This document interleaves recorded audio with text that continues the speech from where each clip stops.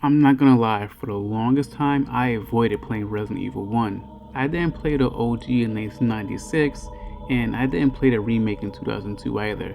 I just saw screenshots and said, nah, this isn't for me. But it's 2025, and Capcom dropped a sale. I grabbed the whole Resident Evil catalog, and I told myself it's time to face my fears and play the one that started it all. So this is my first time playing Resident Evil 1 Remake, and wow, I finally get it. This game isn't just iconic, it's brilliant. And honestly, it might be one of my favorite horror games I've ever played.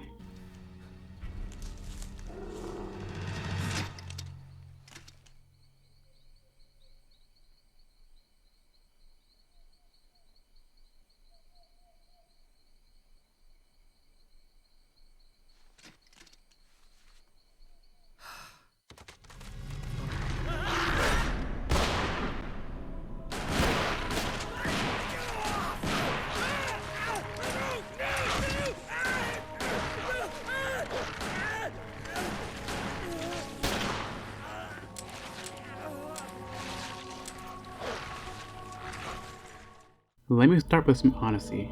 I used to think this game would be too clunky, too old school, and too outdated to enjoy. And low-key, I was scared.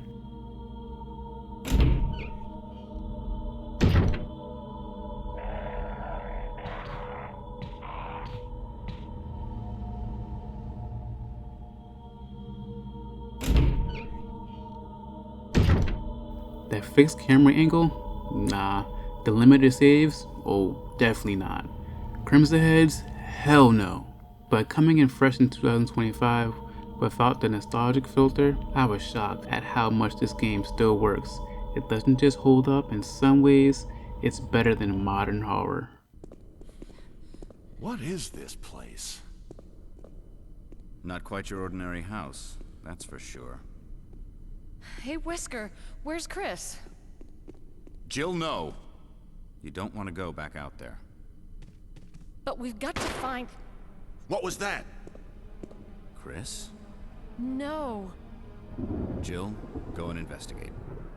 I'm going with her. Chris and I go back a long way. Alright.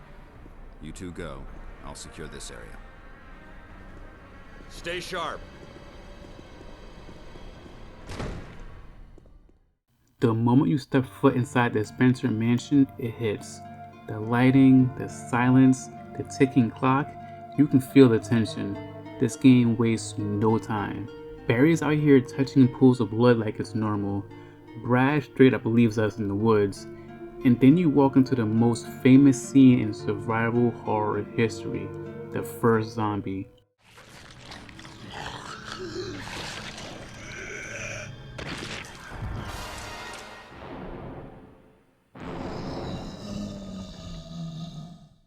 The slow head turn?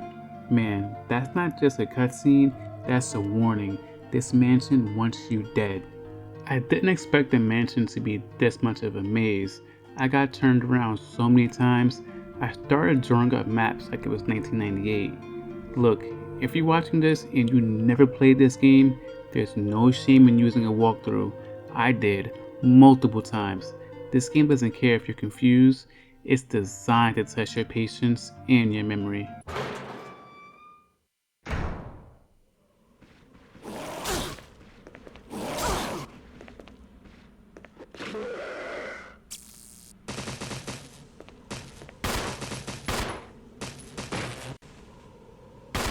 And then came the Crimson Heads. I didn't know they came back faster and stronger unless you burned the bodies. First one to jump me? Oh, I nearly dropped my controller. I burn every corpse now without fail.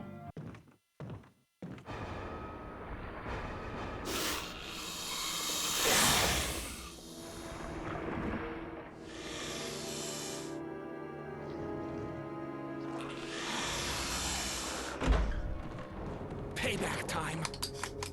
Let me tell you about some moments that stuck with me.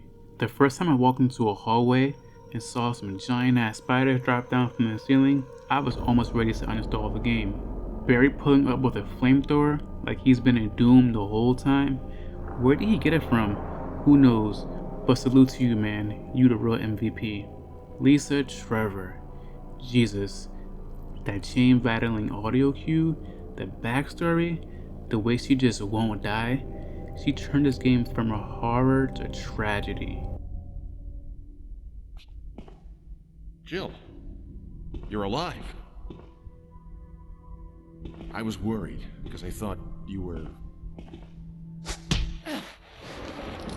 Start talking. Calm down. I didn't want to do it. Believe me, I can explain. Don't lie to me!